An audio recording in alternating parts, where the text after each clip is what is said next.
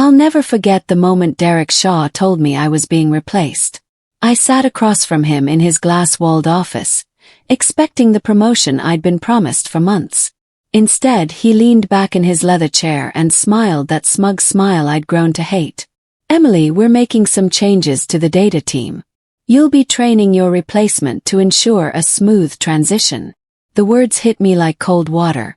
My hands gripped the armrests of my chair.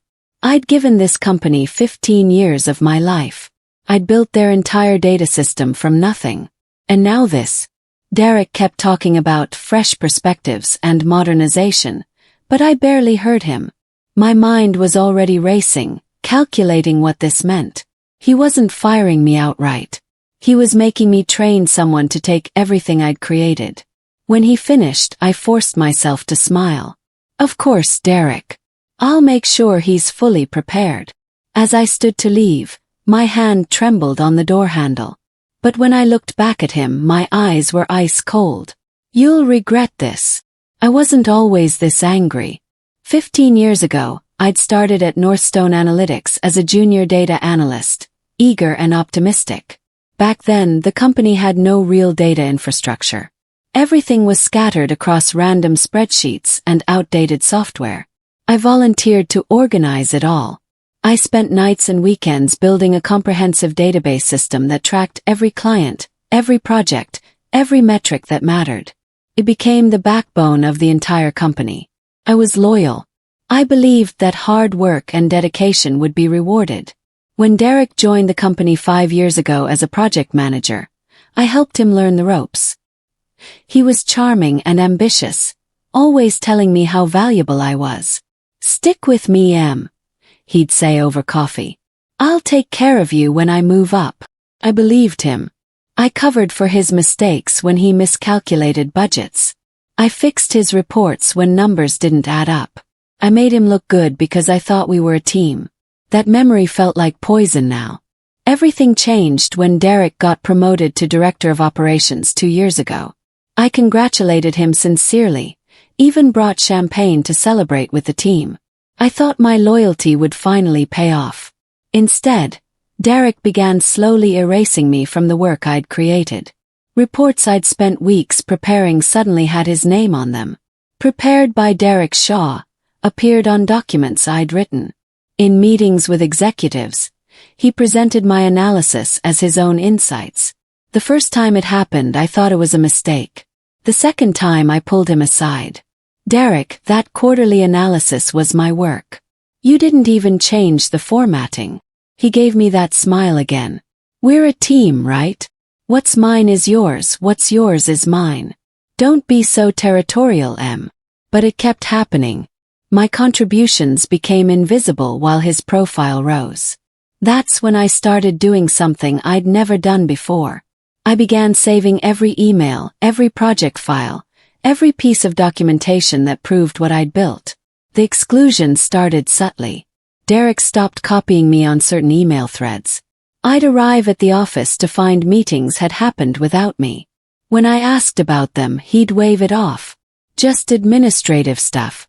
Didn't want to waste your time." But I noticed younger analysts being included in discussions about projects I designed. They'd repeat Derek's phrases in the break room. "We're streamlining old systems," they'd say, shooting me sympathetic glances that felt like pity. I felt myself becoming invisible. People who used to ask my opinion now went straight to Derek. My desk was moved from the main floor to a corner near the supply closet. "More privacy for you," Derek explained. But I knew what it meant. Then came the memo. Derek sent a company-wide email introducing upcoming talent in the data division. He listed 5 names. Mine wasn't among them. My role wasn't mentioned at all. It was like I'd already been erased. That night, I sat in my car in the parking lot and cried for the first time in years. The all-hands meeting happened on a Tuesday morning. The entire company crammed into the main conference room. Derek stood at the front, looking confident in his expensive suit. He talked about innovation and the future. Then he gestured to a young man sitting in the front row. "I want you all to meet Ryan Mitchell. He's joining us as our new lead data analyst." Ryan comes from a prestigious tech background and brings fresh ideas to modernize our systems. Ryan stood and waved. He was 27, maybe 28, with styled hair and designer glasses.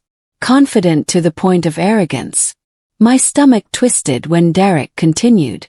Ryan will be taking over our database operations. Emily Carter, our senior analyst, will be helping with the transition over the next few weeks. Everyone turned to look at me. I kept my face neutral even though I felt like I might throw up. After the meeting, Ryan approached my desk. "Can't wait to learn everything you know, ma'am," he said with a wink. Like I was ancient. The breaking point came 2 weeks later. I was in the break room making coffee when Derek walked in with 2 junior analysts. They didn't notice me standing by the sink. Derek's voice carried clearly. "Emily's good at the old stuff, maintaining what's already there. But Ryan's got the future in his hands.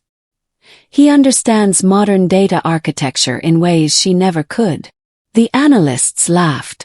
One of them said something I couldn't quite hear, and Derek responded, "Exactly. Sometimes you need to clear out the old to make room for the new." I stood frozen, coffee cup trembling in my hand. They walked out without ever seeing me.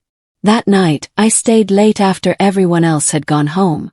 The office was quiet except for the hum of computers. I sat at my desk staring at my monitor, rage simmering beneath my calm exterior. 15 years. I'd given them everything. And this was how it ended. I wouldn't let it end like this. I leaned forward and whispered to my empty office. "You want everything I built? Let's see you actually use it." I spent the next 3 days carefully preparing. I knew every corner of the database system I'd created. Every connection, every dependency, every file structure. I started by creating exact copies of my main database folders. Same names, same organization, same file types. Everything looked identical. Except these new folders were empty shells. The files opened, the formulas appeared correct, but there was no real data underneath. It was like a movie set, perfect from the front but hollow behind the facade. I moved all the genuine client records, all the real historical data, all the actual working formulas into a separate encrypted archive. This archive didn't exist on any company server. It lived on a private external drive that went home with me every night. Then I did something clever. I made sure the fake database would work just fine for basic tasks. Simple reports would generate. Charts would display. Everything would seem normal until someone needed to pull real historical data or run complex analysis. Only then would they discover the truth. I labeled the transfer folder clearly. Final Carter.zip. Perfect and professional. Just what Derek wanted. Derek paired me with Ryan for full-time training. Every day 8 hours side by side. Ryan's arrogance made it almost unbearable. He'd scroll through my database files with barely concealed boredom. "Wow, this is so outdated," he'd mutter. "I'll simplify all this once you're gone." I kept my voice calm and professional. I showed him every screen, every function, every report template. But I was showing him the hollow version, the beautiful fake I'd created. "This is the main client database," I explained, pulling up a file that looked perfect. "You'll use this for quarterly reports." Ryan barely paid attention, typing on his phone half the time. Yeah, I get it. It's not that complicated." Derek would stop by to check our progress. "How's it going?" Ryan would flash a confident smile. "She's making it easy for me. This system is pretty basic once you understand it." Derek patted my shoulder. "CM, you're great at knowledge transfer. That's a valuable skill." Smiled back. "I'm just making sure he has everything he needs." Everything he needs. The phrase tasted bitter. I built the illusion flawlessly. Every formula looked correct. Every cell referenced the right ranges. Every pivot table had proper formatting. But I'd done something subtle and devastating. All the formulas pointed to data ranges that no longer contained real information. To anyone checking superficially, everything looked fine. The numbers displayed. The charts generated. But try to trace where those numbers came from, Try to audit the source data, try to pull historical trends, and you'd find nothing. Empty cells referencing other empty cells, creating the appearance of data without any substance. I tested it carefully. Basic monthly reports would work fine because they used current data that Ryan would input himself. But anything requiring historical analysis, anything pulling from the archives I'd built over 15 years, anything that made Northstone valuable to its clients, would fail completely. I triple-checked my real backup. Every client record, every project file, every piece of genuine data sat encrypted on my personal drive. Secure. Then I got the email from HR. Your final handover meeting is scheduled for next Friday at 2 p.m. Derek stopped by my desk on Thursday afternoon with his fake sympathy voice. I want you to know there are no hard feelings about all this. You've had a good run here. 15 years is impressive. I looked up from my computer. Thank you, Derek. This is just business, you understand. The company needs to evolve. I nodded slowly. Of course. Just business. He relaxed a little, thinking I'd accepted defeat. I mean, you'll land on your feet. Someone with your experience will find something. Maybe at a smaller firm where they still do things the old way. I smiled thinly. I'm sure I will. Derek leaned against my desk, casual now. Ryan's really impressed with how organized your files are. By next week, he'll have everything running smoother than ever. Probably more efficient, too, with his fresh perspective. I met his eyes directly. I bet he will. There was something in my tone that made him pause, but he couldn't quite place it. He laughed it off. Well, good luck with everything. As he walked away, I turned back to my screen. My fingers didn't shake anymore. Friday came too quickly and not quickly enough. The final handover meeting lasted 30 minutes. Derek, Ryan, and I sat in the small conference room with an HR representative named Patricia. I handed Derek a flash drive. This contains the complete database transfer. Everything's organized exactly as I've been showing Ryan. Derek took it without really looking at it. He was already thinking about his next meeting, his next success. Great. Patricia, you have the documentation. Patricia nodded, sliding papers across the table. Emily, if you'll just sign here confirming the transfer is complete. I read through it carefully. Everything was technically correct. I was transferring the database system as requested. That the system I was transferring happened to be an empty shell wasn't mentioned anywhere. I signed my name clearly. Derek signed as receiving manager. Ryan signed as the new lead analyst. It was done. That evening I packed my desk. 15 years fit into 2 cardboard boxes. Photos, a coffee mug, some notebooks. I left behind the company laptop and my access badge. Walking out, I turned back once to look at the office. The lights flickered slightly. Then I left for the last time. HR threw a goodbye gathering the following Monday. Paper cups, store-bought cake, forced smiles. Derek made a speech about my dedicated service, while people checked their phones. Emily's been the keeper of our data systems for years, he said with a chuckle. Very loyal to her vintage methods. But everything evolves, right? People laughed politely. Ryan stood near the cake, looking bored. When it was my turn to say something, I kept it brief. I raised my paper cup slightly. To fresh starts. May your data always be clean and your backups reliable. Derek laughed, completely missing the meaning. Ryan smirked like I'd made a joke about being old. Patricia from HR gave me a sympathetic smile. After cake, people drifted back to work. A few co-workers hugged me, whispering that they'd miss me. I believed some of them meant it. As I headed to the elevator for the last time, I felt lighter than I had in months. The revenge wasn't in anger or destruction. It was in the simple, perfect truth. They'd asked me to hand over everything, and I had. Exactly what they deserved. 2 weeks later, I started my new position at Brightline Metrics. They were a smaller firm, but highly respected in the industry. Their CEO, Victoria Hayes, had tried to recruit me twice before. This time I'd called her myself. Emily, I'm thrilled you're finally joining us, Victoria said on my first day. We've admired your work at Northstone for years. That database architecture you built is legendary in analytics circles. They offered me a senior director role with actual authority, flexible hours, and a salary nearly triple what Northstone had paid me. More importantly, they offered respect. My opinions mattered. My experience was valued, not dismissed. For the first time in years, I felt like I could breathe. I set up my new office with my old photos and coffee mug. Everything felt fresh and clean. That afternoon, I got a text from Marcus, a former coworker still at Northstone.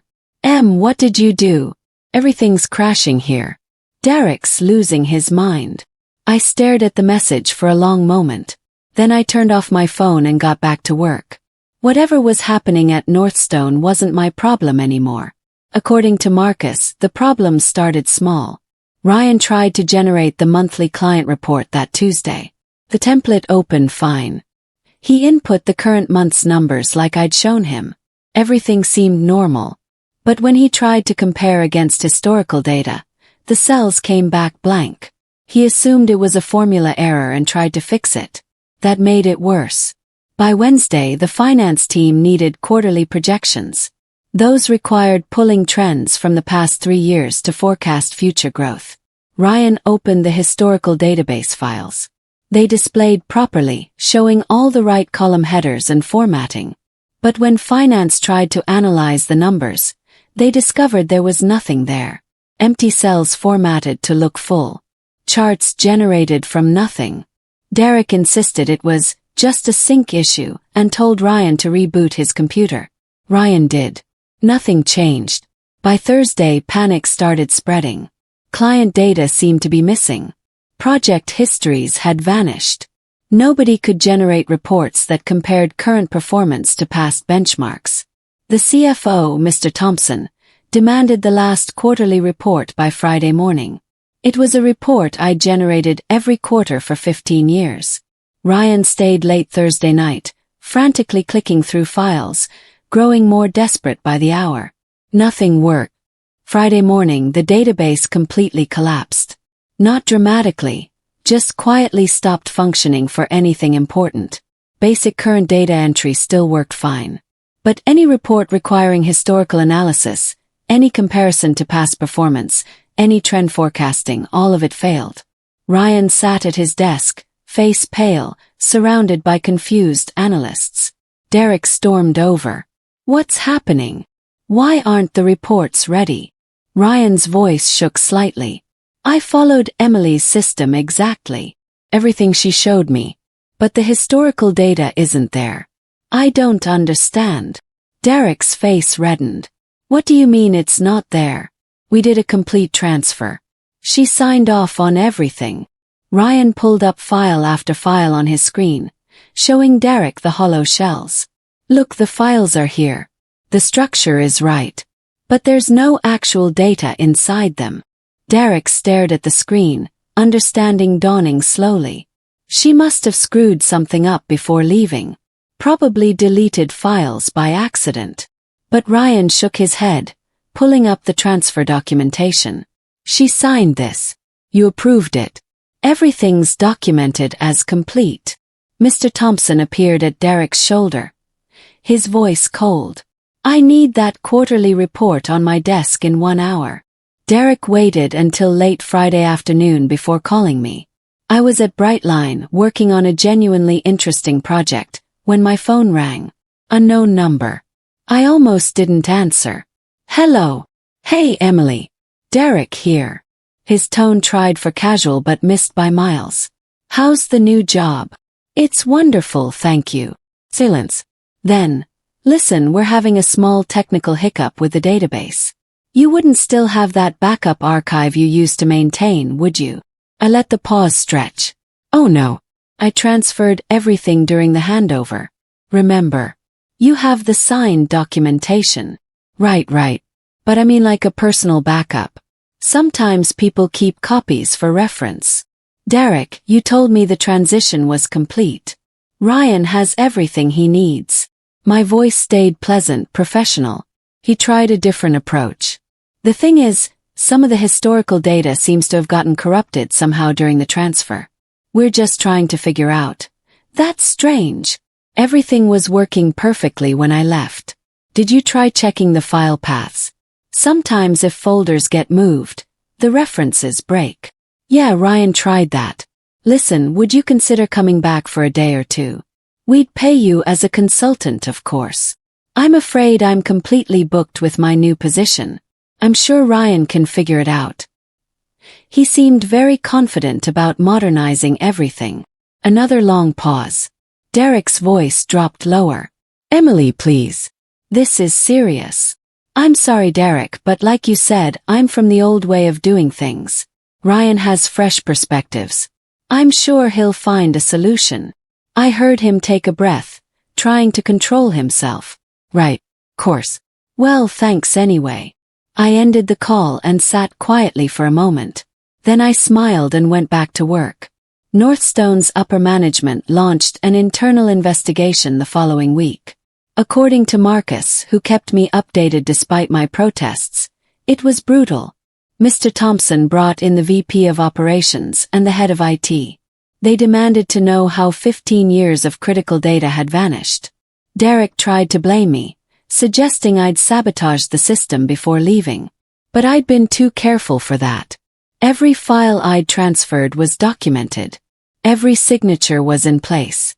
The transfer checklist had been completed exactly as required. Derek had approved everything personally.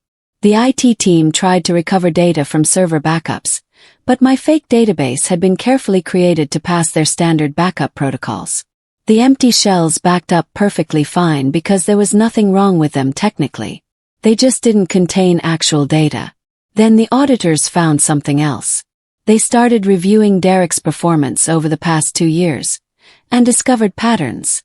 Reports with my writing style but his name attached. Projects I'd designed that he'd claimed credit for. Emails where he'd explicitly taken credit for my analysis. The investigation shifted focus from the missing data to Derek's management practices. Mr. Thompson's office door stayed closed for 3 days straight.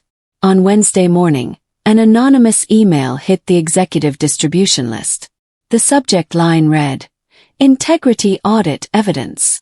Inside were screenshots of Derek's old internal messages from the company chat system. Messages where he'd mocked me to other managers. I'll make Carter train her replacement. Poetic justice, right? She actually thinks loyalty still counts. It's cute. Another screenshot showed him bragging about taking credit for my work. The quarterly analysis? All Emily, but Thompson thinks I'm a genius now. Why share credit when you don't have to? There were dozens of messages, all highlighting Derek's contempt for me and his deliberate theft of my contributions. The email appeared to come from a burner account, untraceable. But Marcus told me Derek had gone white reading it. He'd immediately demanded IT trace the source. They found something interesting. The screenshots had come from a folder on the shared company drive, a folder labeled Old Reports Archive. A folder I'd created years ago and maintained access to until my final day.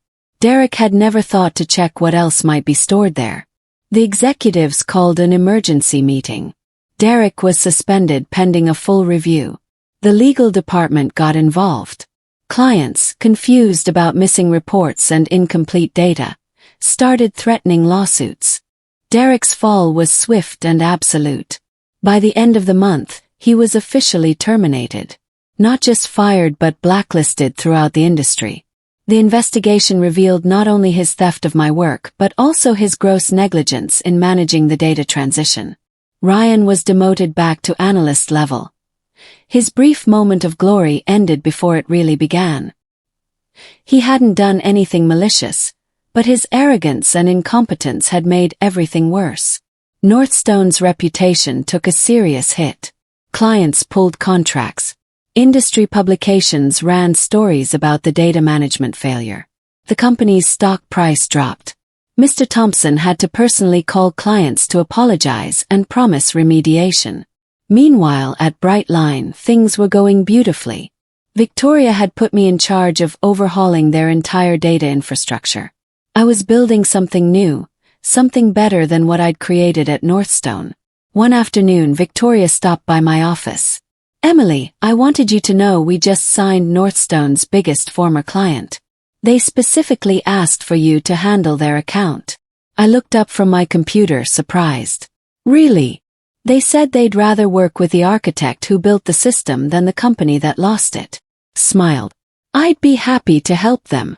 3 weeks after Derek's termination, I got a call from Mr. Thompson himself. His voice sounded tired and significantly less confident than I remembered. "Emily, this is Walter Thompson from Northstone. Do you have a moment?" "Of course, Mr. Thompson. I'll be direct. We're in crisis mode here. The database situation has escalated. We've lost 3 major clients, and others are threatening to leave. We need help rebuilding the system." He paused. "We'll pay whatever you ask if you'll consult with us." I'd been expecting this call. I let the silence stretch while I considered my response. Could say no. Let them suffer completely. Watch them crumble. But there was something more satisfying about the alternative. "Mr. Thompson, I'm very busy with my new role at Brightline. However, I might be able to make some time available." "Thank you. Name your price."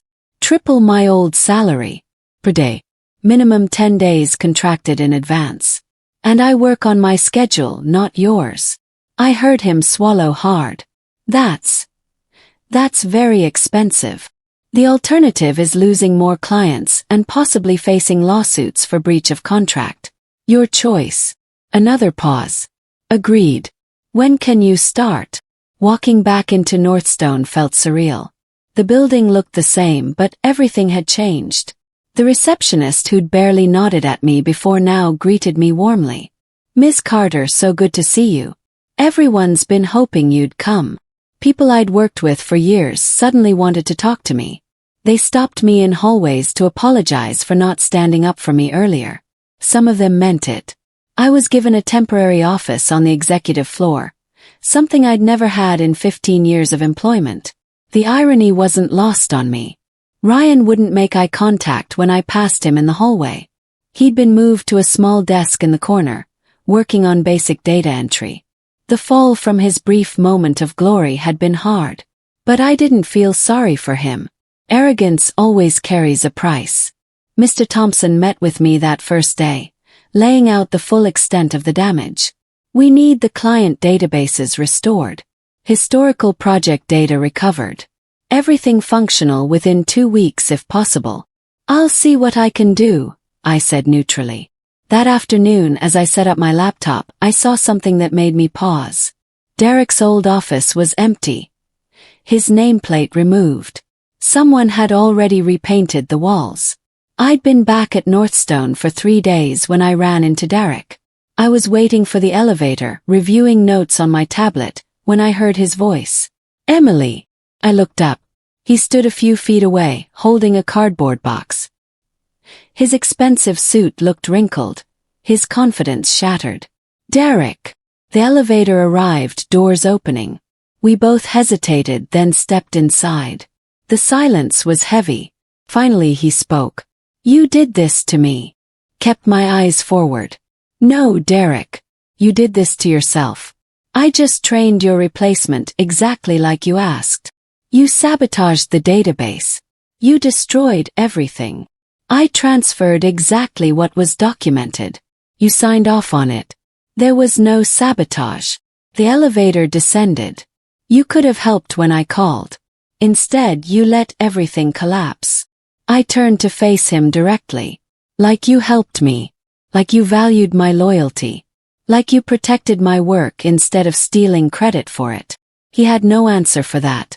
The elevator reached the ground floor. As the doors opened, Derek stepped out, then turned back. "You'll regret this." I smiled slightly. "No, Derek. I really won't." He walked away, carrying his box of belongings, and I never saw him again. The database restoration took exactly 10 days. I planned it carefully. I had my encrypted backup with all the real data safely stored. Restoring it was technically simple. But I made sure to take my time, making Northstone pay premium rates for every hour.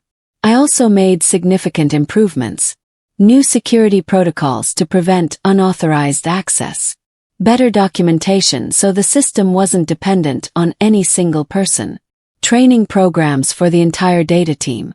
The company had learned an expensive lesson about valuing institutional knowledge.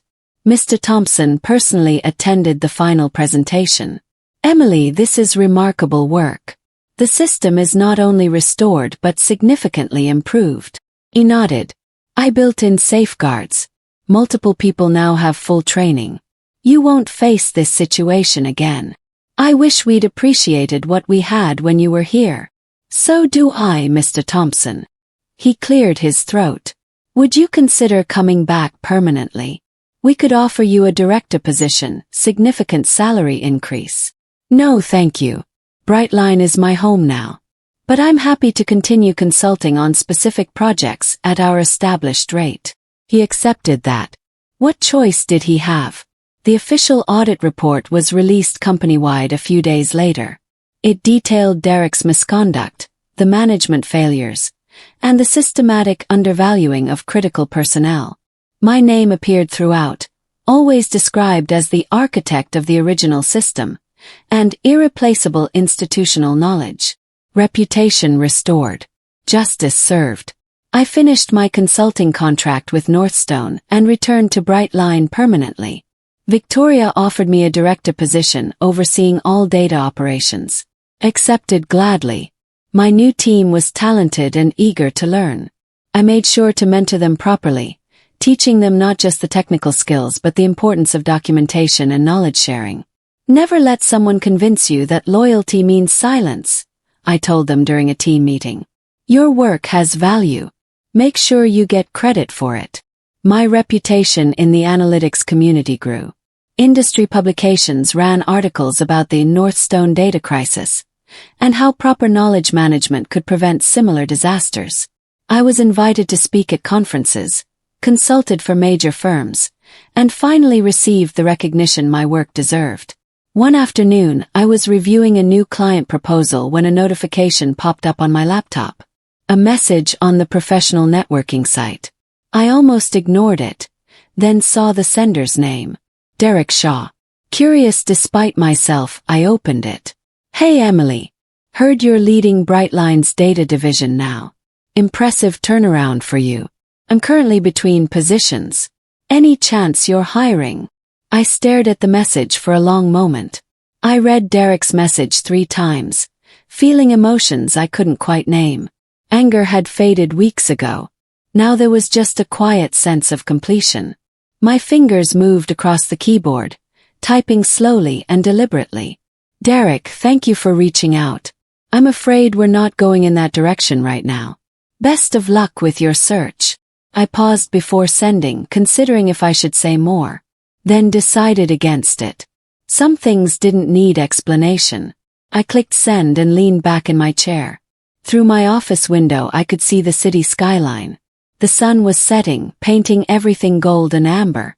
Somewhere out there, Derek was probably reading my rejection, maybe understanding finally what it felt like to be dismissed. But I wasn't thinking about him anymore. I was thinking about tomorrow's meeting with a new client, about the project my team was excited to start, about dinner plans with colleagues who actually valued my contributions. 15 years at Northstone had taught me what I didn't want. 3 months at Brightline had shown me what I deserved. My phone buzzed with a text from Victoria. Team dinner tonight to celebrate the Morrison contract. You coming? I smiled and typed back. Absolutely. Some lessons do write themselves. You just need the right data to see them clearly.